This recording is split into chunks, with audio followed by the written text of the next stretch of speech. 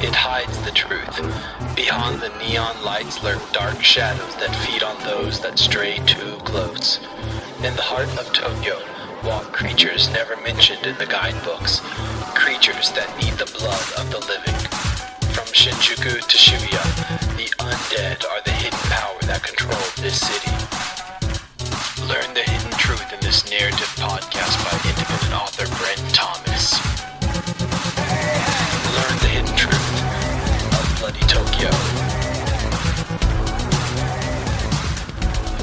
Every city has its own pulse, its own rhythm.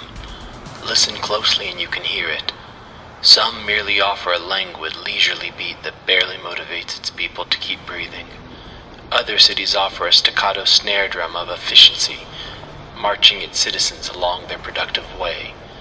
But then there are the cities that have grown past the point of one rhythm, a city so large that it competes with itself. The pockets of humanity threaten to overrun the natural rhythms. The sweet harmony of the city has been replaced by the many bubbles of cancerous growth. Tokyo doesn't have a rhythm. It has dozens. There's that steady waltz of commerce in Ginza, that modern disco thump of Shibuya. In Asakusa, you can feel the hold of the old rhythms of ancient Japan competing with the surrounding bass of change. In Shinjuku, there's cacophony, the constant struggle of one pocket trying to push out the other. On the northern edges, there's the desperate clunk of forgotten industry that most barely care about. Closer to the main station, the erotic twirl of kabukicho strives against the constant dance that is nichome. In the day, Shinjuku offers the hope of motion and success. The finest universities in the nation, businesses with higher operating budgets than many of the neighboring countries. And though the skyline is one of glass and steel, parks offer fields of green and trees thick enough to block out the noise of the city, if only for an hour or two at a time. For one of the densest cities in the world, finding a quiet moment can be easier than you'd think. But every night, people flock to the most crowded areas of this city within a city. They dance and writhe. They work and struggle. They swear at missed trains and drink too much. They flirt in the streets and fuck in the rooms rented by the hour. They lie to spouses about having to work late so they can watch the shows put on by others long robbed of hope. The later it gets, the more the cacophonous rhythm of the city prompts those within to put their inhibitions aside. Those actively prowling the streets after 10 p.m. are those looking for some form of hedonistic release. They drink deep and let good judgment take the night off. That those who strike the most respectable poses during the day are the same looking to transgress during the evenings should come as no surprise. With barely any searching, we can find a couple that fits the description nicely. Both belong to globally recognized electronics firms. Both are graduates from what is considered the most prestigious and most well-connected university. He's been with the company for a little over 3 years now. She just started. Since 7 that evening, they've been attending a series of office parties. At each stage, the number of attendees shrink, the amount of alcohol increases, and the conversation grows more intimate. After the third party, most of their colleagues start to crawl back to home. He holds her back. He tells her he wants to give her some feedback. It's a lie, and she knows it. For the last 2 hours, his gaze has been drifting to her chest for longer and longer amounts of time. For the last 30 minutes at the karaoke box, his hand casually drifted to her thigh. When his fingers dangled to that warm inside portion, she made no motion to stop him. They started talking about work there on the street corner. He checked his watch. She did the same. They could still make the last train if they hurried. She started talking about their shared university, even though they'd talked several times about it, their clubs. She asked again which one he was in. He had played rugby and still had the athletic build. He smiled as he again told her. His eyes drifted down again to her pillowy skin being held in check by lace. He imagined what color her nipples might be. He made a joke. She laughed and put her hand on his arm. His bicep felt strong. He had a nice smile. She wondered what his cock would taste like. They started walking towards the station. At this pace, they should miss the last train by about 5 minutes. They'd talk about catching a taxi, but that would be too expensive. Might as well find an all-night shop, or just go to a 24-hour McDonald's and wait for the first train tomorrow. But they were both tired. They could just find a cheap hotel. That way they could get more comfortable and sleep a little. And it'd be nice to shower and wash away the cigarette smell. The night proceeded in that order. As they walked along, they got closer and closer. Soon his hand was draped around her waist. When her hand snaked its way into his back pocket, he crept up to caress a tit. They arrived at a love hotel. The no vacancy sign was lit. "There's another place a block over," he whispered in her ear as he gave her tit another squeeze. She let out a soft moan. "I can't wait," she told him. She pulled him by the hand deeper into the alley, to the far side of a vending machine. There they were hidden in their own little secret pool of darkness. "What are you?" he started to ask, but she cut him off with a soft shh, and by unzipping his trousers. He smiled, anticipating what was soon to come. She squatted down in front of him. "Excuse me," a voice called out. The couple jumped, and the woman struggled to find her balance and stand. A few steps away was a man. The best description either one of the couple could later give of him was ordinary. He was average height and had a typical round haircut. He had black hair and dark eyes. His skin was pale, but that was true of so many of the office workers. He wore black slacks and a long black shirt. He was just normal. "What?" the former rugby player eventually asked. There was a bit of anger in his voice. He wasn't sure if he would be able to recreate the mood. If this geek cost me a blowjob, he thought. But he wasn't sure where to go from there. The stranger was a head shorter than him.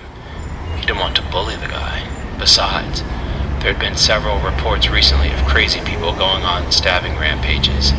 Why risk angering a dweeb that he might be carrying a knife and looking for an excuse? "You shouldn't be here," the stranger said. "You should move along." The woman looked between the two men. She wasn't sure what she wanted her co-worker to do. Part of her wanted to see him in action. He looked powerful enough to simply crush the intruder. She hadn't seen a fight since junior high school, and that was only a scuffle. She kind of wanted to see one now, but that would be stupid. They were heading to the hotel anyway. They could just wait. And there was something unsettling about the stranger. "You should move along," he repeated. "I'm sure you have better things to do." The words were said politely, maybe too politely. The rugby player felt a flower of rage begin to blossom. "What do you mean by that?" "Nothing. This is a dirty street. I'm sure you can have a better time elsewhere." "A better time? Are you trying to insult my co-worker?" The rugby player could feel the bitter taste of anger. He stood up straight and pointed at the new guy, letting his thick arm cover the distance between them. "Why don't you get out of here, huh?" He gave the "huh" a little punctuation by shoving the smaller man. In return, the smaller man rolled his eyes. He then swatted away the bigger man's hand. It was a casual gesture, but the rugby player's arm snapped back, and before he could recover, a cold hand was clamped around his neck. The hand squeezed, cutting the air supply. The rugby player tried punching the arm, holding him to break the grip, but he couldn't even cause the grip to tremble. The stranger had undergone some kind of transformation. The dark eyes had gone even darker, almost black. The skin looked even paler, close to polished marble. And there was a gaunt intensity to the face that made it look sharper. "You are so lucky," the stranger hissed at the couple. "If you took that tone with me in my own territory, you'd be begging for death. And if I felt generous, I'd grant it to you. But here, I'll just repeat that you should leave. Understand?" The big man just choked out something unintelligible. "We'll leave," said the woman. "Let him go, please." The vice-like hand released its pressure, and the big man dropped, only to quickly scurry away from the stranger. The woman helped him up, and together, they escaped back the way they came.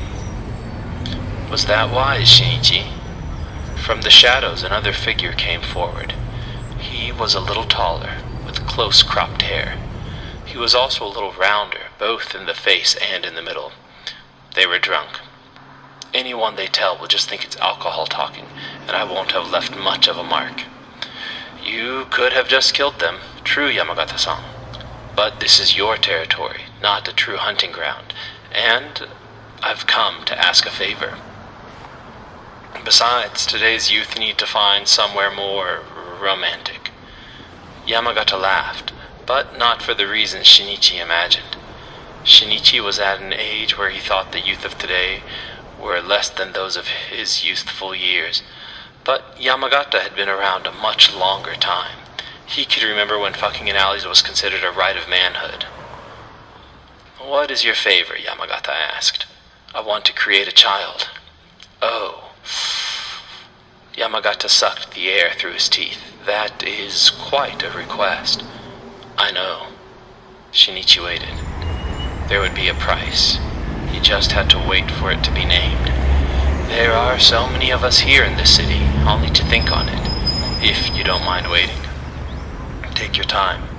Let's meet again, next week. I look forward to it.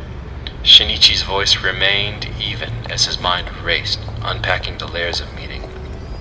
Yamagata was a crafty old bird, and he also had his share of enemies. Or, if not out-and-out enemies, at least there were many that the old man didn't like. And it sounded like in order to get permission to make a child, one of those enemies would need to be put down. A simple request, but a complex solution. After all, theirs was a world of alliances and treaties, of debts old and new. Killing one would certainly earn the wrath of others. Would it be worth it? Perhaps. He would need to think on it. And thinking was best done on a full stomach. Before long, he was back in his own territory. The crowds were thinner, but there was still plenty to choose from. Shinichi closed his eyes and inhaled.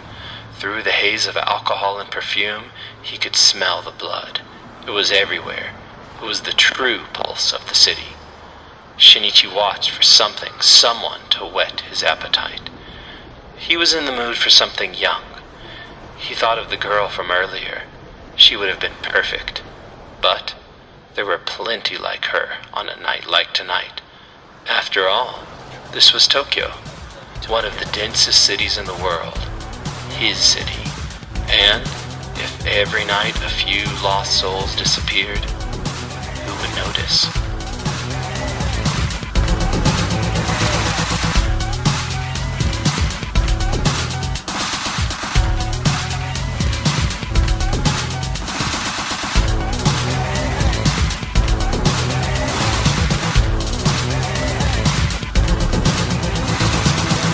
Support Bloody Tokyo by donating to patreon.com/Brent Thomas, liking the Brent Thomas author page on Facebook, and by visiting deadlytroubadour.com.